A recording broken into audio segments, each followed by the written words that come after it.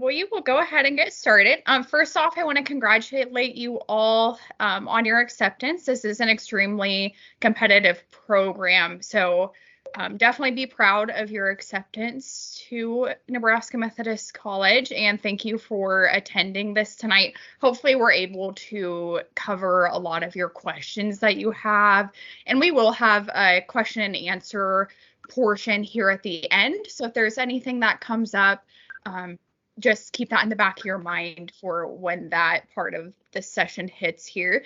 And we are going to record this session, so later on here I will share a link in about a week or so you're able to rewatch this if you do forget about anything. Becca, do you want to introduce yourself and kind of get into what cardiovascular sonography is? Yeah, sure. Thanks, Sydney. So as Sydney mentioned, my name's Becca. I am the program director for both sonography programs, meaning multi-specialty and cardiovascular.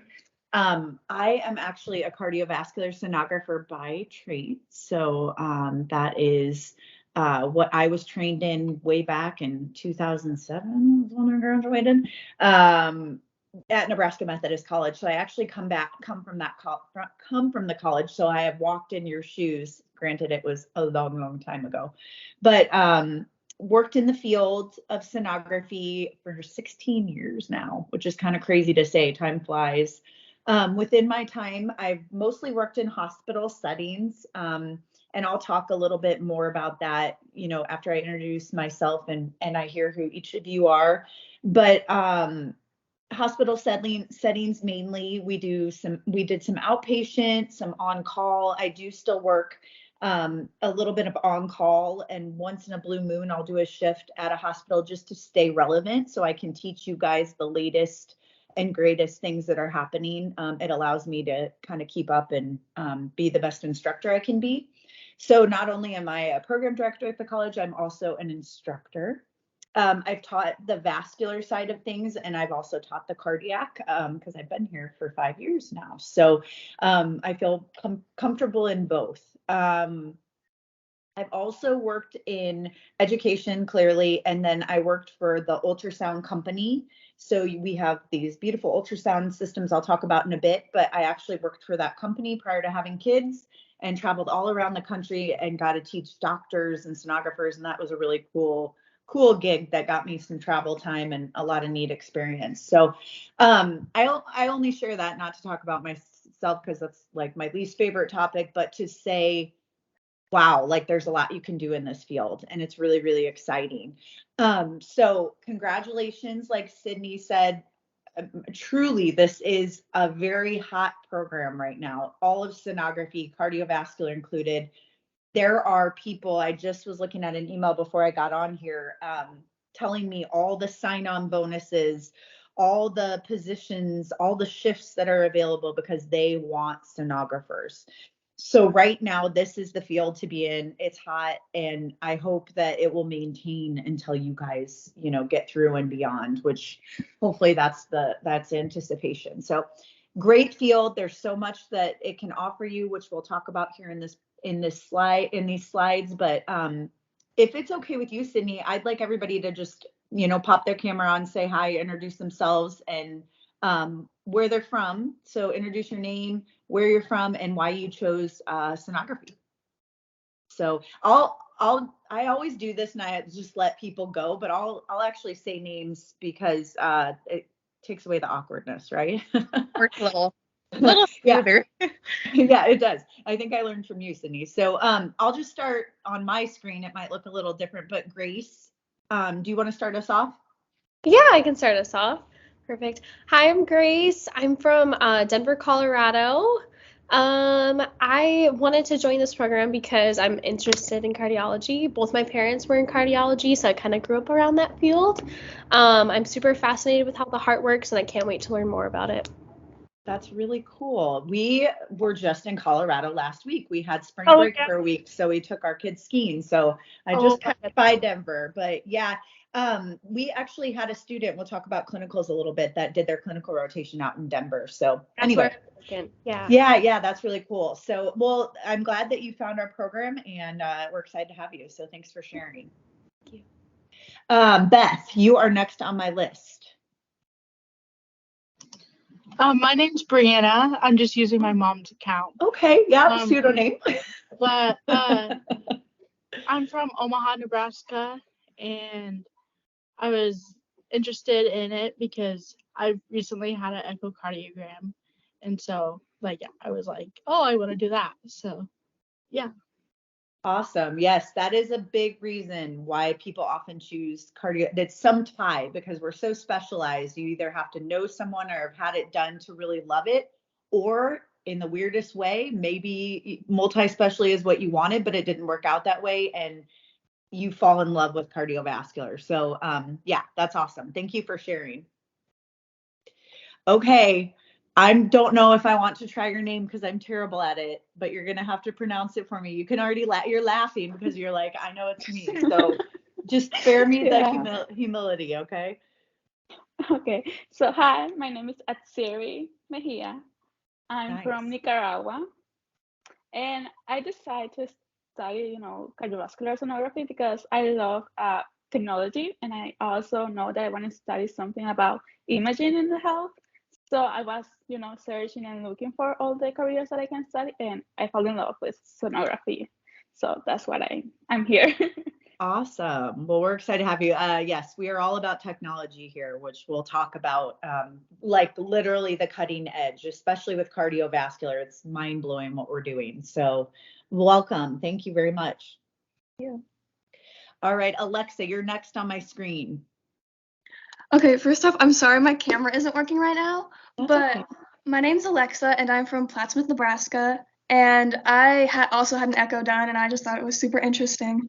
So, yeah. Awesome. Now you're going to be performing them, so that's exciting. Yeah. Welcome. Thank you very much. All right, and then Delaney. Hi, I'm sorry. I've never used Teams before. I'm struggling. I know it is different. It's a learning curve for sure. You're okay. It definitely is. We're with you. I'm Delaney. I'm from Omaha, Nebraska, and the reason why I wanted to get into cardiovascular sonography is because I have had many heart surgeries and I have had tons of echoes and all that stuff, and I just really got interested in learning as, things were happening to my own body, so that's why I chose cardiovascular sonography. Very cool. Awesome. Well, welcome everyone. Thank you. And it sounds like you guys are super excited, which you should be. Like I said, it's so great to have this career path. It's just really exciting. So awesome. Thank you for sharing that. So I think what we'll do now, Sydney's got kind of my slide deck on. It sounds like most of you have either had the experience or done your homework really well. I always like to cover this because I still think it's helpful. But cardiac and vascular are our two specialties for this program. We're going to talk about the entire program, but just know when we're doing our cardiac imaging, it's not just an echo that we learn how to do. Now that's the main exam that we do for the heart. So anytime we visualize the heart, we call it an echocardiogram. You guys will also learn how to do stress echocardiograms, which is when we get the patient's heart rate higher, either via a workout or medication or different types of ways to increase their heart rate. And then we image their heart before and after and look at any abnormalities that might exist.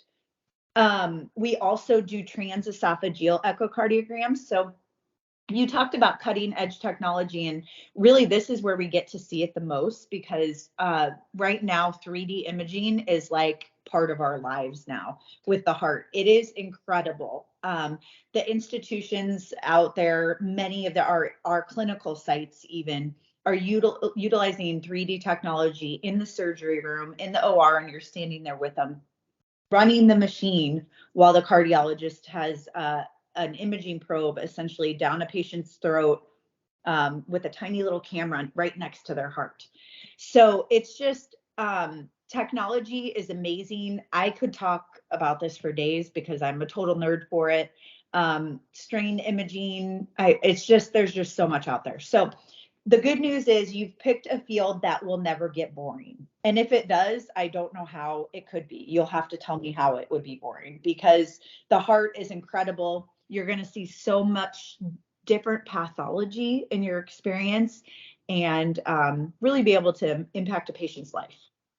So then vascular on the bottom portion, we really image any vessel. So that being an artery or a vein from the brain all the way down to the ankles. So, I mean, to the toes, really. We go to the toe, we even do the toes. So you think of any artery or vein, we image it. And so that in itself keeps you busy. So in the Midwest, most of the hospitals and most of the facilities really like what we call dual sonographers. It may vary in different portions of the country. I'll just put it that way, but you become really marketable when you have a registry in cardiac, which we'll talk about, and vascular. And luckily with this program, you'll be able to do that. So that's a really a good key point that you will be able to finish by the time you graduate. So, all right, Sydney. And before I hop to that too, I talked about how many jobs there are. So do know that you have a lot of opportunities when you leave and get a job and get registered. Some people get hired at clinics. Some people get hired at hospitals. There's all different kind of hospitals, locally and distantly, meaning maybe more fast paced, maybe more research based, maybe just your straightforward in and out vascular clinic. You just have a lot of different opportunities, which with that cardiovascular specialty. So we have 2 tracks here. With you guys, you're a smaller group right now, and we do that purposefully. We really look at not oversaturating the market, which isn't a problem right now. So I say that, but gosh, we could do more. But that may not last forever. So we try to be really strategic when we place our numbers. But there's also an associates group. So you guys are our bachelor's cohort. So we take 5 of you. And then after that first year, you'll join the other students, which I'll explain in more detail. But do know that there's a bachelor's degree and an associate's degree in our program. You guys will earn both. Okay. And it'll make more sense by the end. Go ahead and switch, Sydney. Yep. So your color, I know it sounds cheesy, but your color is yellow. And so anybody can follow a color. I thought this was the easiest way to do it. So anytime you see yellow on a slide, that will be for you to signal that will be your program, because it's really important for you to see associates, because you're going to be completing that, and then also the big picture bachelor's. All right. So here's you see yellow on the screen. So this would apply to all of you guys. In the fall when you start, so gosh, it's August 14th, which will be here before you know it. I can't even believe it's May. We have students graduating here soon, and it's just, I remember the day they started. So time flies, but fall will be here before you know it. You will be completing your prerequisite work that you need done, or getting classes, depending on your transfer credits, whatever classes that your advisor sets up for you. And then you also get to do what's called a sonographic experience class. I was just at a local high school earlier today, and the students I brought with me to get students excited for ultrasound brought up this class. It's called Sonographic Experience, and it's really cool because you guys get it's a half a semester, and it's the end of the fall semester. And what it allows you to do is you get 2 weeks in each modality. Not modality, but you get 4 weeks in each modality, really. So you'll get to scan a little bit of what multi-specialty scans, and then you'll also get cardiovascular too. Why we do this course in the fall is not to get you to be a sonographer. That's not our purpose. It's a fun course. It's meant for you to get excited about ultrasound, to stay active in it, and to also engage with your other classmates. And you get to see you get to meet all the instructors, and you also get to see different types of ultrasound. So that class is always super fun. Everybody looks forward to it, and that will be in your fall semester. And then in the spring, you'll just continue to do your arts and sciences and prerequisite coursework in the spring. And then in the summer, technically, you have the summer off. Now, I'll tell you, there's a group of bachelor students, so the ones that will be ahead of you 1 year, they have just really bonded and they've spent a lot of time together and they're really close. And they decided, I want to take Patho Farm in the summer because it's easier to do it together in a smaller class. So we do, the advisor will always offer you things like that. So in the summer, if you wanted to get a little bit off your plate for later, we can potentially look at that as an option, but technically summer's off. You have no need to do anything. That's how the program's set up. Alrighty, Sydney. One other thing is, feel free to interrupt me with any questions. Don't hesitate. This will not, we've done this presentation before, so if anything sounds goofy or you have any questions, feel free to ask. So you guys are in your second year now. That was your first year. So you're in your second year, but you'll see green is the associates. So you guys are a group of five to X amount, however many we choose is the right number for that year. Like this year it was 6, but that number will start. So you start as a group of 5, if that makes sense. But when you start that second year, you're going to be a group of 10, 11, whatever is the right fit for numbers. That will be like your group. That's when you guys will be together in the lab with the echo and vascular instructors, and you'll be getting to what you need to do, like your ultrasound work. So you kind of have to be patient in a way. You have to work towards your sonography coursework, and that's really thought out. You need to be prepared for it. So you'll be in that sonography lab 2 full days a week that fall semester. Meanwhile, you'll be doing some online work. You'll be doing your arts and sciences coursework. And you'll be off to the races with scanning. So by semester 1, you're already doing, I wouldn't say half an echo, but almost. And then you're already have learned everything about the carotid arteries of the neck, and you're already scanning them. You could do a normal one on an easy patient by that point. So that's pretty exciting. By fall, you're already rocking and rolling. And then in spring is where I think you're a lot more active on campus. Not that you're not in the fall, but it ramps up. So we work you up to that. But spring is probably the most intense semester, especially in the beginning, because now it's like your echoes, you're doing full echoes and you're learning pathology. In vascular, you start your pathology early, which is good. But that spring semester is a lot of studying, a lot of information, but all within a certain amount of time, and you'll be prepared for that. Meanwhile, you'll have depending on your transfer credits, you may have arts and sciences coursework during that time. But most exciting is you get to start to prepare for your clinical assignment. We'll talk about clinical. That's like a whole nother slide. That's like everybody's hot topic. And you know what? Honestly, it should be, because I even say this, like clinical is the most exciting, amazing, terrifying, all the words you can think of to describe it, experience. And everything you're doing is leading up to that. So that spring semester, you're interviewing at clinical sites, and you're going to find your match, which will make sense here in just a bit. You're also taking sonographic physics. This is why your preparation with arts and sciences and your anatomy and your physics and your math are so important, because you're going to be sitting for a physics board exam. So if you guys have researched sonography, all sonographers, multi-specialty cardiovascular, have to sit for their physics board. It's called SPI exam, sonographic physics and instrumentation. You have 1.5 semesters of physics. So that fall, here in this second year for you guys, you'll start sonographic physics at the end of the 8 weeks. And then your full spring will be dedicated to sonographic physics and really preparing you for that board exam.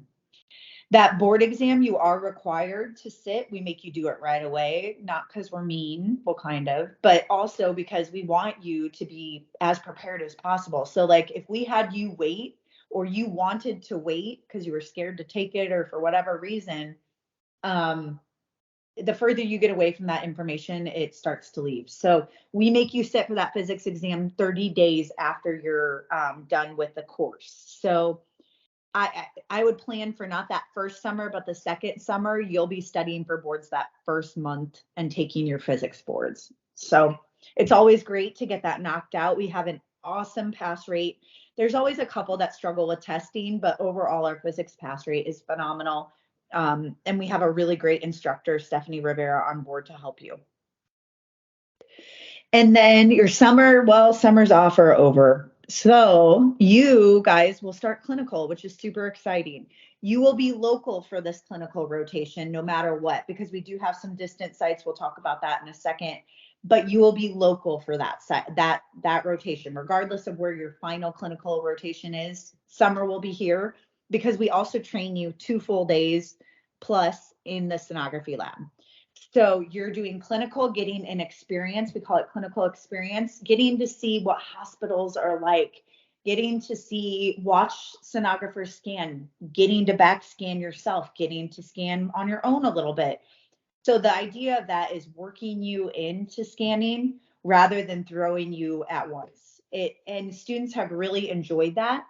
We used to call it a shadowing day, but we found that students are like already getting in there and going after it. So we called it a clinical experience. So that's a really fun time for us because you're in clinical and you're in lab with myself and the other instructor.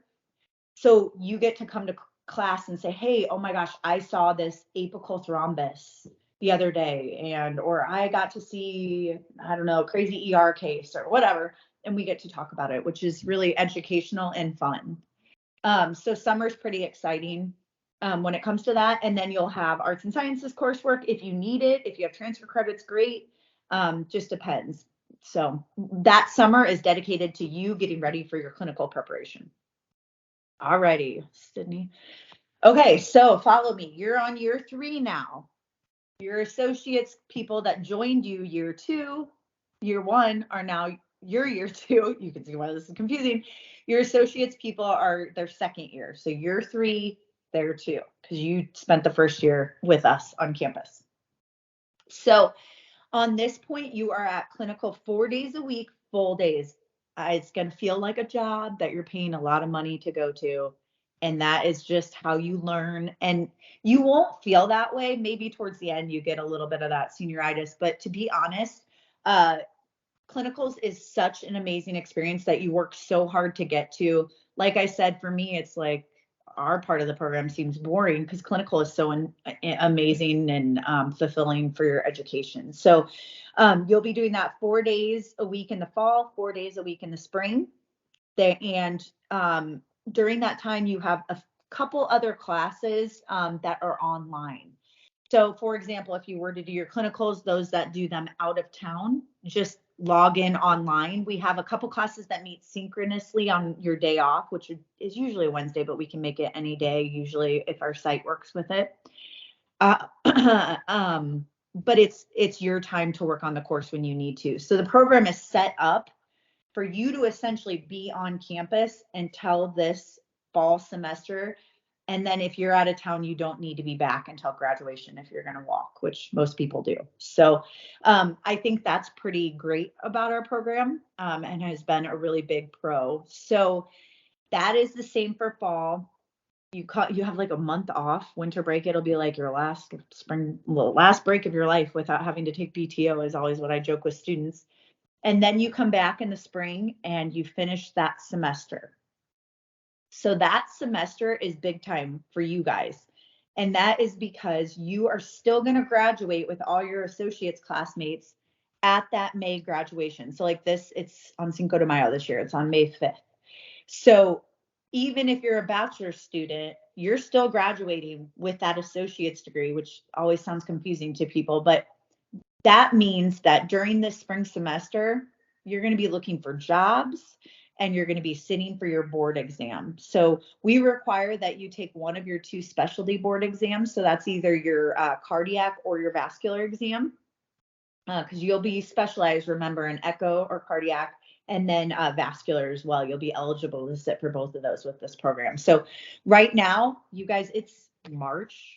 What is it? Mid-March. And you're not eligible to sit for those boards 60 days prior to graduation, right?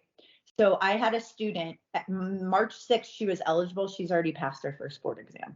So like this is such a great setup how we have it. We have her in a board review. Everybody's in a board review class prepping you for that. And so she's already registered and she doesn't even graduate till May. And the others are set to take it this week and a few weeks out here. So very exciting time for you this spring semester of your third year because you get to go make money. So you have a job, you get to kind of set your future up, and all of that is set. And that leads you to then your summer of your final year. So you'll have 3 semesters or less left. So summer, fall, and spring following your associate's graduation will all be online. So you could go work, maybe you want to, I just talk about Hawaii. Maybe I really want to be there. I don't know. It just sounds nice. So Hawaii, you want to go work in Hawaii. I actually have a student that's interviewing there. And she wants to go. She's a bachelor's student. She started just like you guys are. And so she could easily do that and finish her bachelor's degree online in 3 semesters or less. So it's a really easy way to lock in a bachelor's degree. I can't think of a better way, honestly, to do that. So everything's online. Maybe you find a place that offers you tuition reimbursement. Right now, the job offering that I was just talking about will pay like your loans and give you tuition reimbursement because they really want sonographers now. So there's a lot of pros with our program that I put on display. And I think the biggest one is that like not all programs can you finish in 3 years and go work and then finish your bachelor's online. So thank you, Sydney. So this is your last 2 semesters. By spring, you should be done with your bachelor's degree. If you work ahead a little bit, if you have a lot of transfer credits, you might be done before that. But that's kind of hard to do. So you don't want to push yourself too much either. So then you're done. You have your bachelor's degree locked in. You're already working in the field, and you're done with school. So that is a lot, but I feel like it's so helpful for you guys to understand what you're walking into and what the format is. So do you guys have any questions? Does it make sense-ish? Yeah. Okay, good. I felt like you guys were following, so that's good. It's a lot. All right. What is next? Oh, I'll let you talk about the oh yeah, we don't need that. Yep. I wonder which one I sent for you. That's funny. Okay, so Alex, math placement exam. This is normally our advisor Brooke is here and she does a very good job. So I will try to be as good as her about this. But she has sick children. So, and her husband's out of town, so she couldn't make it with us today. So I'm going to fill in. Alex math placement test is a test that we require at the college, and it's just to see where you're at. Okay. And people try to put it off or they get a little nervous about it. It is not going to change you being accepted to this program. That is not the goal. So you could take it and bomb it and you're still going to be here. Okay. But what it will do for us, and I honestly have watched the progression of people that take this, how they place on it, what math class they end up in, and it really has made a difference. You guys will all get mentors that you will talk to and have, and several people before you decided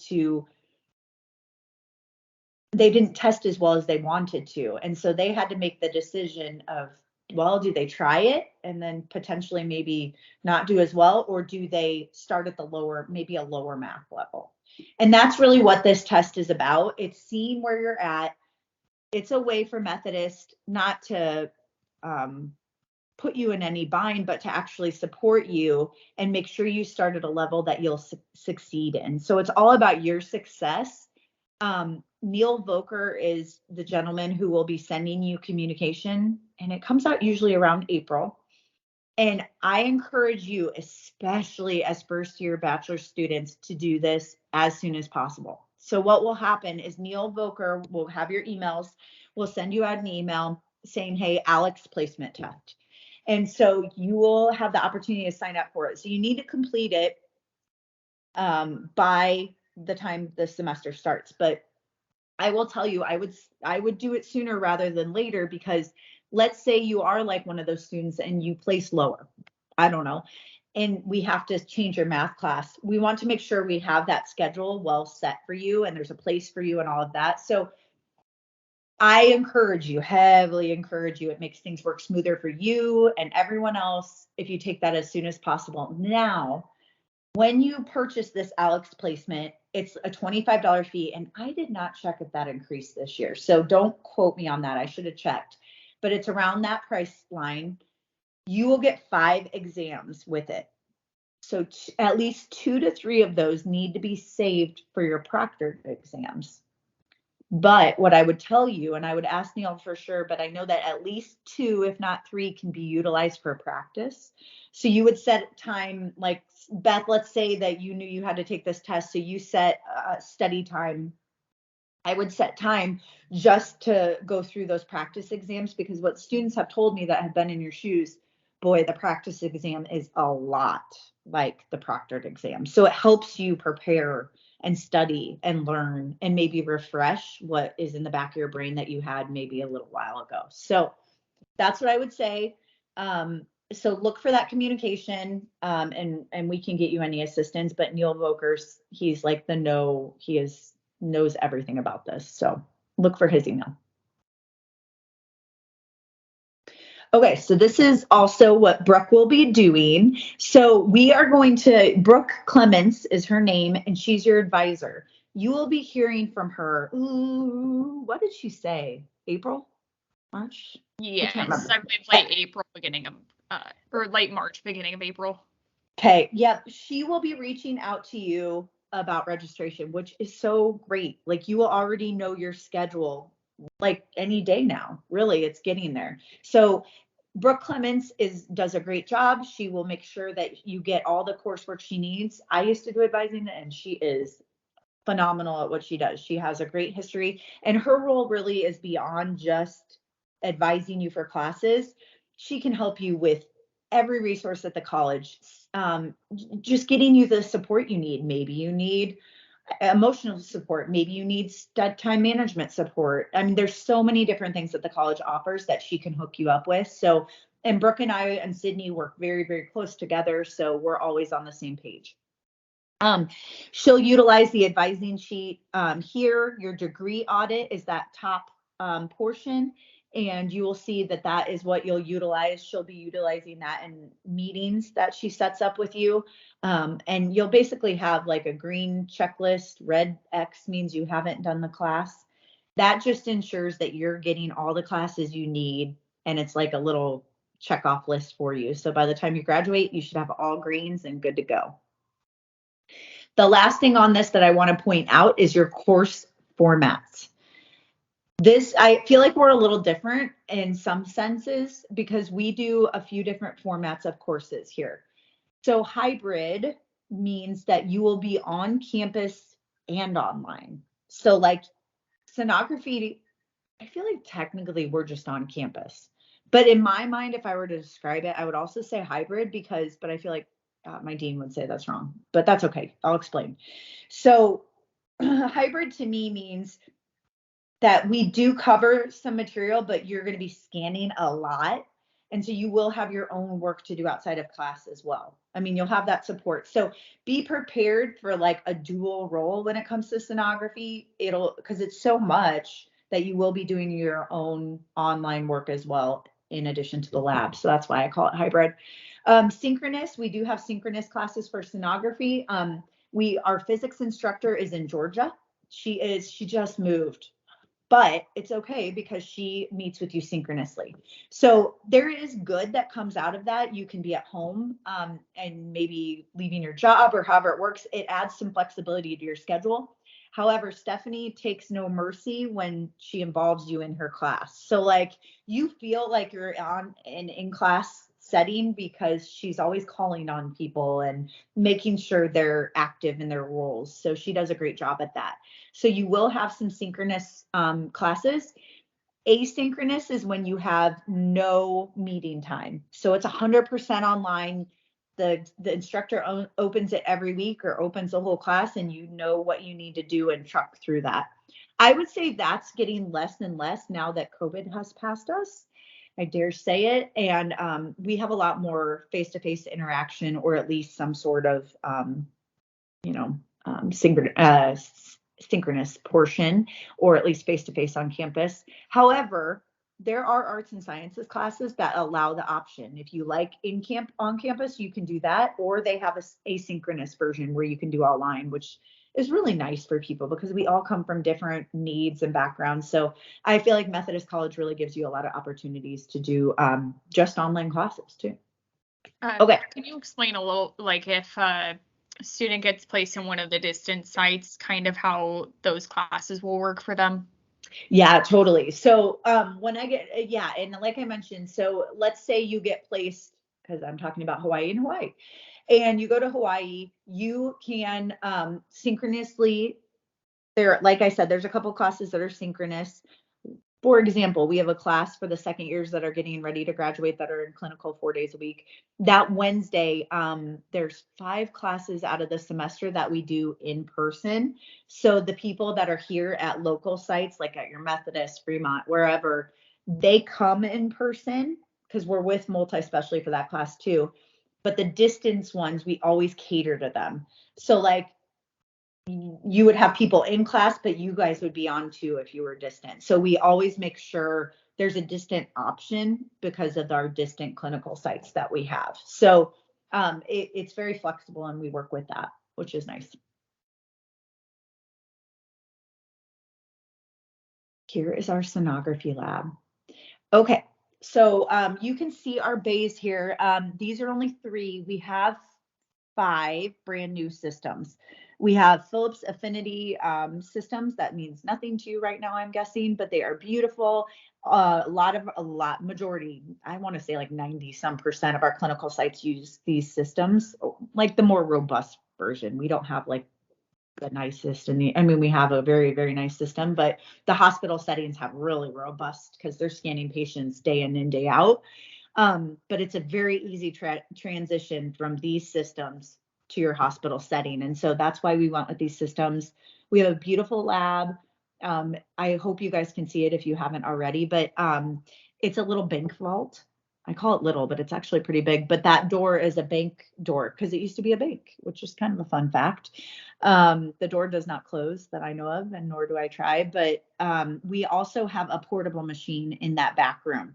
So we actually currently have 6 ultrasound machines that we utilize, which allows you a plethora of scanning opportunities in the lab. So what we also do for the lab is we allow volunteers. So once you guys get a little bit under your wings and you guys get to know a little more what you're doing, you can invite mom, dad, sister, brother, family, just as long as they're not a minor, into the lab, and you can scan them. So you'll be scanning people's hearts, carotids. I remember scanning my family like it was yesterday, and I had no clue what I was looking at. So it's kind of funny to like think about that now.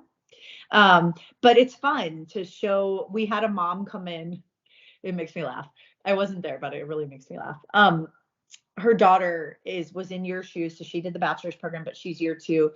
The mom started crying because she was so proud of her daughter. Like, she couldn't believe she could do it, and she started crying. I don't know why I laugh. I should think it's more emotional, but it's really cool for your family to see this amazing technology that you've learned to maneuver. And so you can allow them to come in. We do have scanning volunteers that we utilize in class. I'm setting those up right now for the first year students. The more patient body types you can get in, pathology, any way we can prepare you for clinical, we strive to do it. So that is always our biggest challenge, but also I feel like we've really managed it well. So we have open lab times for you to scan. Saturday mornings are dedicated to sonography. So we rotate right now. Multi-specialty takes a Saturday morning, then you guys take a Saturday morning, and we flip-flop it. And it's a 3 to 4 hour chunk. Which sounds kind of crazy, but it's 2 a month, and it really helps you. The more you can get into there and get hands-on outside of your lab and class time, it really helps. So you can kind of tentatively plan for that in the future. Hey, Saturday mornings, every other week, come your second year, that's way far ahead, I know, but we'll be dedicated to ultrasound. You'll wear scrubs in the lab. I allow any solid cover scrubs, and then like an NMC t-shirt. Like you can see, I have a quarter zip that I wear in the lab. We wear scrubs too when we're there. When you go to clinical, you'll have navy scrubs, and you'll have your NMC patch that every NMC student wears. But you don't have to worry about that yet. So yeah, we're really lucky to have a beautiful space. Clinical, gosh, I have to talk a lot. Yeah, I'm sorry. Oh man, sorry guys. No, I'm okay with it. It's just like, oh, my voice just gets drowning, right? So, but this is the most important part. So, our clinical coordinator couldn't make it with us later time tonight, so I am going to cover. But what's exciting is I have been in the clinical coordinator's shoes, and I think it is just one of the actually most rewarding jobs. Clinical is like I mentioned, so put yourself in March and April of your second year, so 2025. Isn't that crazy? I swear it goes too fast though. So 2025, you will be selecting what sites you like the best, and sites will be selecting who they like the best. So we call that an interview match. Okay. So what we do here at NMC, our constant focus is to acquire and to maintain as many of our local sites as possible. Okay, so we always want to try to have as many here in the Omaha, Council Bluffs, Fremont area. But with cardiovascular, remember, it's so specialized. And so we don't have like the OB clinics and all the clinics that multi-specialty has. We're mostly a hospital setting. So we do branch out to our rural areas. I can tell you that we already announced our sites for next year. So we have 6 local sites. So there's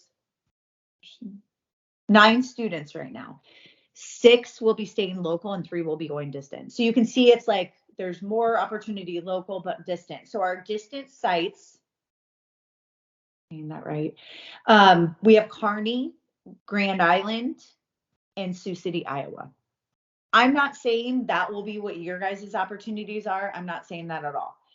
It may change, and it can vary from year to year. For example, one of our local sites might have like 4 fellows that they have to train that year, and they know, oh my gosh, we have to dedicate our time to these doctors that are in training. So they may say, hey, we got to sit out a year.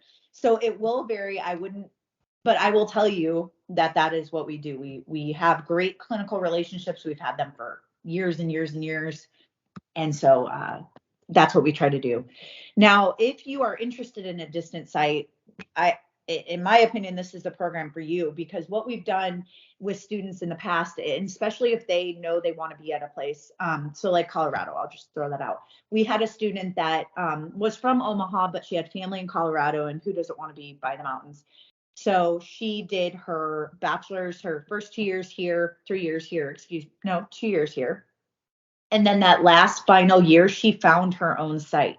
Now, when I say she found her own site, she worked with the clinical coordinator to do that. We guide you through every step in the process. So we found a site that had the needs that met her as well. So we're an accredited facility. And we just had our site visit and did great. So we are a site that has to meet those guidelines. And so we have to make sure whatever site you're at, even if we're not familiar with it distantly, that it's good for you, that it will get you what you need. So you and the clinical coordinator will work very closely. I encourage, if you think you may want a distant site, I encourage you starting that the beginning of, I would even say, I would let myself or the instructor or the clinical coordinator know by, there's not a deadline. We'll tell you when the deadline is, but kind of when and you can start to look. I would say like a sweet spot to start looking would be like May of next year, a year from now, if that helps you. Because then that gives you summer and fall to look and for us to lock it. That's 2 semesters for us to really find a great site for you distantly. Otherwise, we'll be locking in those rural sites too. So we'll find you a place, but that distant possibility is there. You will be there for 2 semesters. And so you can plan on mid-August to early May. You'll be at a site for your last rotation. I said that backwards. No, totally. That is true, but you'll have a winter break in between. I should say it that way. So like your fall semester is August to December, sorry. Month break, and then your spring semester is January to May. Okay. So it's I usually figure it to be around, give or take, 8 months in total. So that means, yes, you would need to find a place to live and have transportation as well. Luckily, we've been doing this long enough and are using the sites that we have a lot of contacts out there. So we won't leave you high and dry, but ultimately it'll be your responsibility to find a place for yourself. But we are happy to help you in any way possible. I say this and I talk about this and hit this so much because I need you to understand that it is a possibility for you to go distant for that time. There would be no guarantee that you would be local. So unless there was some sort of hardship or something that came into play, and we do have something we follow for that. But I just always like to tell people up front because I want zero surprises. I would always want to know what I'm getting into and prepare for it. You guys do have a lot of time to prepare for it, but I'll be asking you to sign at your care days a document that just says, hey, I know this is a possibility. So then I can say, hey, we talked about this. Although, to be honest, we kind of talk about it to nauseam because we never want you guys to feel anxious when that time comes. So we're like kind of throwing clinical stuff at you as you go so you're ready. Okay. And that's worked out really well. Sydney, I forgot something super important. What was it? I don't think so. I think we're good. I figured it'll come back if you did. I will. All right. This one's yours. Yep. Okay, so this is your to-do checklist. So most of you have been really good about communicating with me, so thank you for that. I continually try to reach out to you as well about every 30 days. So if there's ever anything that you need, please let me know. A little thing about the transfer credit as well. I know there's a few of you that are at your maximum amount of credits that you can have to still do the bachelor degree. So just make sure to not take any additional classes for that, to not make it so you have too much credit. So we'll be sending you some very important information through email is usually the most frequent way that we'll try to reach you. Just make sure that you are checking your email account, and then also check your jam don't check your jam. Check your spam and your junk email folders as well. Sometimes we have a few emails that sometimes get into there. So you will also be receiving Care Day registration information. That Care Day is our student registration day that we had talked a bit about earlier on. You usually have about 3 days to pick from during that.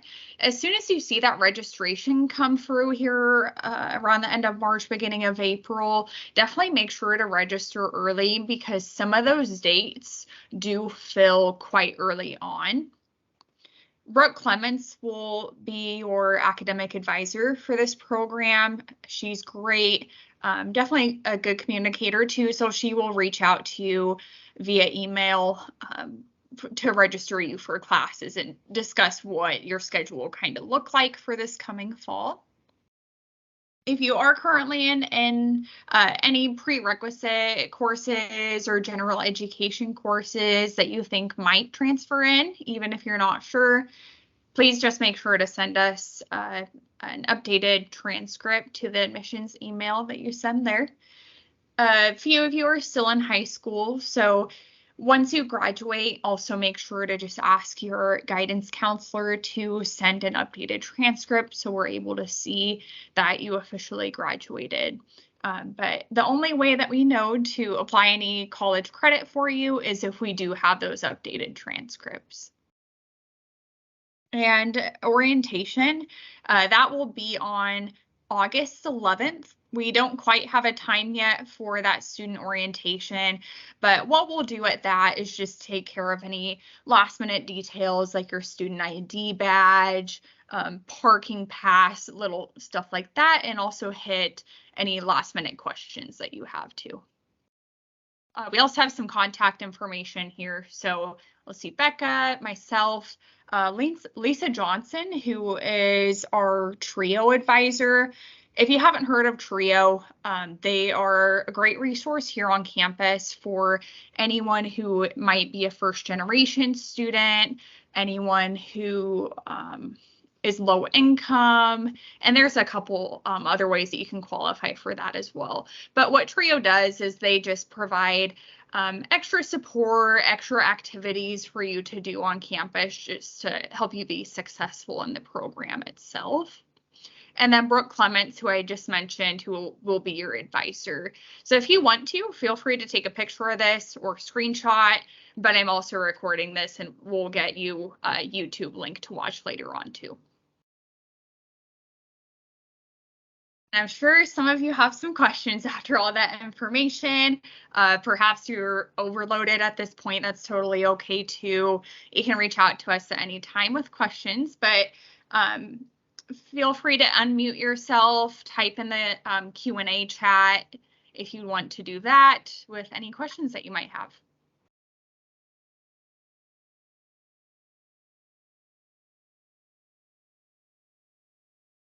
Sydney, I'll answer a question here. One question that's usually asked, and then feel free to jump in. Don't be shy. Can you work during this program? So that's a frequently asked question. I probably answer very differently than other instructors might answer, but in my thought process, it really depends on the person. So that's a very hard question for me to answer as a whole. So I always say that up front, meaning if you're someone that gets maybe overwhelmed with too many buckets or too many things, maybe that's not for you. But I also understand that life is making money and that is part of life and we all need to do it as well. So how I would suggest, if you are someone that really needs to work in an ideal world, would never have to, right? And you would get through this program to have all your time for it. But full-time is way too much. Part-time is doable. I would say as the program progresses, and I hope you kind of saw that, it's going to be harder to work. But yes, I would say majority of our students have part-time work. Okay, for sure. And it usually decreases, as that clinical rotation, because you'll notice that clinical rotation is 4 days a week, 8 hours a day, and you still have a couple other classes or you're preparing for boards. So that last semester or 2 semesters are hard to do it. But I know many successful students, many that will go to work in the evening or work weekends, sometimes both, that do it because they have this mindset that it's a short period of time. They can make it through. This is what they want. And they do it just fine. Okay. Or their parents, and they're even managing work, parenting, and doing this program. So I would never tell people, no, you can't work, because it can be done. And I would say it's done by majority of students, but be thoughtful about it. Know yourself. We don't know you yet. What can you handle? So I highly suggest, I will send out an email whenever I get them. Right now, I don't have any active job opportunities, but I have partnerships with 2 hospitals locally, and they have EKG positions. So EKGs are the heart rhythm. When you're in a hospital, you have your EKG leads on, and they're monitoring your heart rhythm, or you go do an EKG in the ER or whatnot. Part of our department. That to me is like the best job you can have. So I just helped one of our students, and she's great, so she got it, but she's going to be working every second or third weekend and like one night shift or something like that. And it's good money, and you have downtime to study, and what a great way to get your foot in the door. So I think any job is fine. I don't care if you're a waitress or whatever you do, that's probably better money, to be honest. But just make sure you allow time for your studies and be realistic about it. That's how I would answer that. Any other questions? See our chat. I'm really bad at reading. Are there tutors for the program? Very good question. And yes, there are tutors for the program. So that is not always the easiest. I will tell you, I'm in charge of finding sonography tutors. We have great lab instructors for the weekend that work, and everybody loves them. And they're like, oh my gosh, they're so helpful. And I'm like, yeah, I know they are really great because they're working in the field. They're usually graduates of the program and they come back to help. So that's really helpful to have them there. You always have a registered sonographer in the lab with you at all times. We also have student tutors. So for your sonographic physics course, that is my number one tutor spot to fill. And I look for those people immediately. I've always filled that spot with an excellent tutor because that's a course that's usually robust for people and a little challenging. So we always make sure to have that. And then I always try to have 1 to 2 cardiovascular sonography tutors for your scanning and your didactic work, and then the same for multi-specialty. So yes, tutors are always a high priority. The one issue I have once in a while is this program's hard and demanding, and maybe they're working and at clinical. So I never want to push students too much. So if I don't have any second year, we call them second year students, the ones that are about ready to graduate, then you're always going to have to go to your instructor for extra help. And that's okay because your instructors are there for you. But I would say at Nebraska Methodist College, you have supplemental instruction for all your arts and sciences classes, tutors for majority, if not all of sonography and arts and sciences as well. So Nebraska Methodist College, you picked a really good place. It's a small enough college where you'll notice people truly care for you. I attended UNL for a period of time, and I'm not knocking Lincoln at all because I love it. But it's such a different experience than, being at Methodist because it's just a different experience. So that's how I would answer the tutor question. We also do have an academic support office here too. Specifically, Lisa Flaherty works a lot with our students, and I'd be happy to provide her information to anyone. If you've ever had any sort of testing accommodation, you need help with the test taking strategy, maybe the way that you're studying isn't currently working, or you need help with a better way to take notes, she's awesome at that. And as I said, I'd be happy to provide her information. You'll also receive some stuff about that at Care Days as well, though. Yeah. Any questions? You guys are so quiet. Did I scare you? It's okay if I did. I mean to scare you in a good way.